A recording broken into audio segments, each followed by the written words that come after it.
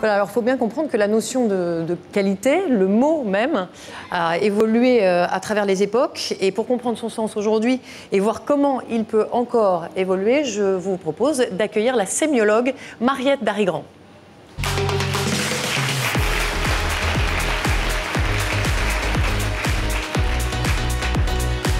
Bonjour, je vous en prie.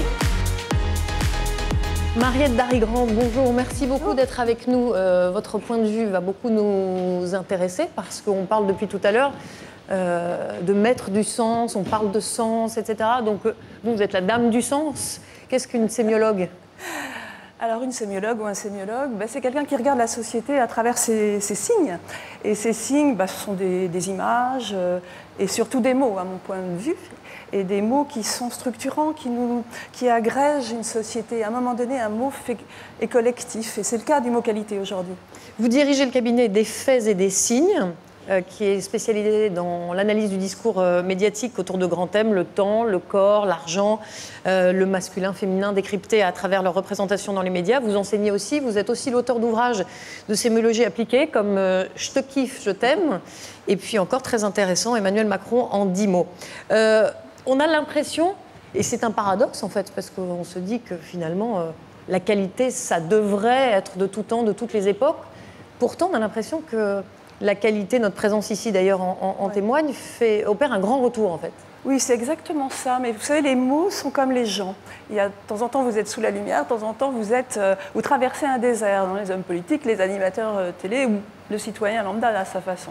Donc la qualité, elle était complètement éclipsée depuis une trentaine d'années par des mots beaucoup plus glamour, comme liberté, comme nouveauté, comme consommation, jusqu'à l'excès dont on a parlé, dont Marianne Sibrudis a parlé au début, parce qu'il faut repartir de ça.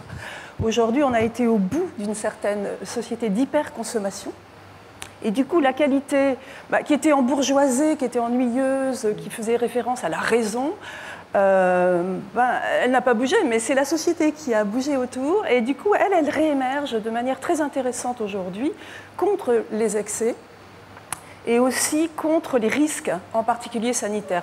Le retour de la qualité s'est fait par, on en a parlé là, par l'alimentation, qui est quand même la première chose qui nous concerne. Une alimentation de mauvaise qualité, eh bien, elle fait courir des risques de mort, finalement.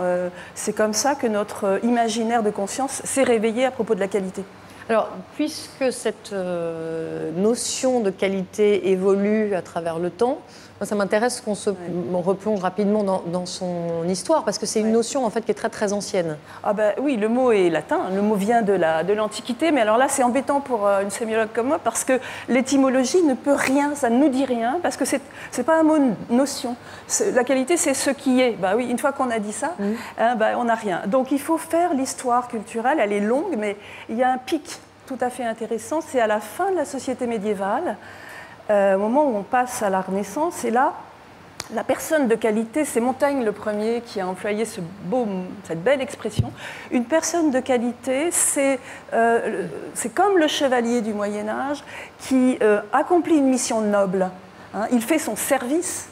Le service n'était pas encore public, il était de type royal, mais nous sommes héritiers de ça, finalement, le bien commun à un moment donné, une mission noble. Comme on dit pour les marques aujourd'hui, les marques d'ailleurs parlent avec ce vocabulaire médiéval, elles accomplissent leur haute mission pour remplir un intérêt qui soit, disons, au-delà du simple matériel. La qualité, je crois que c'est cette idée qu'il faut retenir de son histoire, du mot, c'est que c'est physique, c'est concret, ça passe par des éléments de solidité, de durabilité, etc. Mais il y a un supplément d'âme, il y a toujours de l'éthique. Un mot de l'expression service public, qui est très cher à beaucoup d'entre nous ici. Le service public est complètement l'héritier de cette vision chevaleresque de la mission accomplie pour le bien commun. C'est-à-dire que c'est plus que le travail. Il y a une dimension supérieure qui vient de valeurs partagées, d'éthique et de la projection dans le temps. Le service public, c'est cela au départ. Et aujourd'hui, certaines entreprises privées ont mis aussi cela au centre de leur bonne gouvernance. Alors vous disiez, Mariette Darigrand, que l'étymologie du mot qualité ne nous renseigne pas finalement sur son sens. Mais ce qui est intéressant, c'est de définir la qualité à travers des synonymes. Le temps, par exemple. Exactement. La qualité, d'une certaine façon, on ne peut pas la définir. Donc, elle-même, elle s'incarne à travers d'autres mots. Alors, le premier groupe de mots, c'est le temps. Tout à fait. Si vous achetez, mettons, un sac de très grande qualité, c'est parce que vous savez qu'il y a eu du temps pris à faire l'objet. Et qu'on va le garder longtemps aussi? Et bien sûr, la durabilité, l'inscription dans une histoire longue. Vous savez, le petit signifiant depuis, grande maison, depuis. Ça peut être du luxe, mais ça peut être aussi des très bons macarons. Eh bien, grande maison de macarons depuis 1660. Voilà. Donc, vous vous inscrivez dans du temps long de l'histoire. Ça va durer pour vous. Vous allez transmettre éventuellement. Mais il y a aussi ce temps encapsulé par la main humaine, par l'ouvrier, à travers un certain nombre de savoir-faire. Donc, le temps et la technicité aussi. La technicité va complètement avec cela.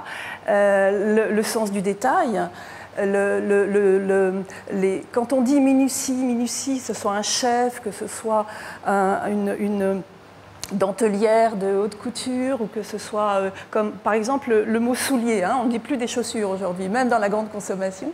L'univers du luxe, voilà, faire une paire de souliers, immédiatement vous ouvrez un imaginaire de lenteur, de précision du geste, de temps pris à faire l'objet, qui est aujourd'hui dans notre monde qui va si vite, eh bien absolument fondamental.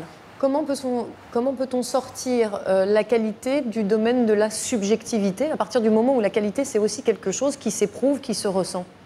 Alors, c'est la différence certainement avec la qualité à l'ancienne, d'il y a 50 ans, qui vous était, vous étiez contraint à accepter ces critères, c'était comme une norme, hein, il fallait avoir cet objet de qualité, on ne vous demandait pas votre avis. Aujourd'hui, la chance que nous avons, c'est que la qualité, elle est faite, on a bien vu tout à l'heure dans la discussion là, d'un certain nombre de process qui sont transmis et qui doivent être transmis tels quels, il ne faut pas déroger à la recette, hein, que ce soit un plat ou que ce soit à certains égards des programmes de télé qui marchent bien, il y a une filiation qui doit être transmise, mais il y a la place pour la subjectivité humaine. C'est quoi la subjectivité? C'est l'émotion, c'est l'intelligence émotionnelle. Du coup, pour conclure, le grand patron de la qualité, c'est nous en fait. Exactement. C'est chacun d'entre nous. C'est chacun d'entre nous avec sa subjectivité, mais parce que ça se caresse, ça se hume, ça se voit, la qualité, mais ça n'empêche pas les effets, disons, majoritaires. C'est comme dans un musée. Quand vous allez, tout d'un coup, vous voyez 3-4 personnes qui sont attirées par un tableau qui n'est pas forcément connu, mais on regarde la signature, comme par hasard, c'est un Picasso, c'est un Braque, ça nous réunit quand même la qualité. Merci beaucoup, Mariette Darigrand, d'être venue partager avec nous votre vision de sémiologue de la qualité. Merci.